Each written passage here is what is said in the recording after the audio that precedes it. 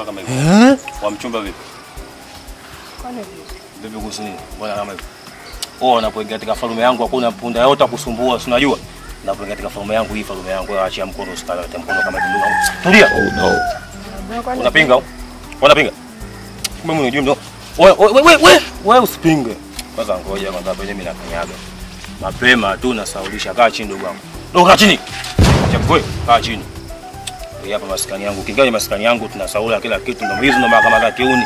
Unajua mahakama za kiuni vua cheni chapchapu tuna mchumba vua cheni wewe. Wewe mchumba unakaja hivyo vua cheni vua pete. Hii mahakama kisela. Chapchapu tena unajua. Akupiga nyanga ni kimya kimya na kutoboa sawa. Na kutoboa sasa hivi sawa.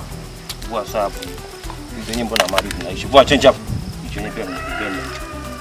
Afu kama mchumba wewe dogo. Usipende na mchumba hata siku nyingine huko sawa? Nitakuchepa. Sawa. Siku nyingine utaenda kupelekea hata ndugu zako mkoa. Kuanzia leo wewe mchumba wangu, sawa? Kuanzia leo mchumba wangu ofuki. Ya, lete chumba ndogo. Tembea. Tembeeni. Chapu tunatembeeni. Kwenda. Tutakwenda kwa ajili ya samani ya kisima sasa hapa ni wapi?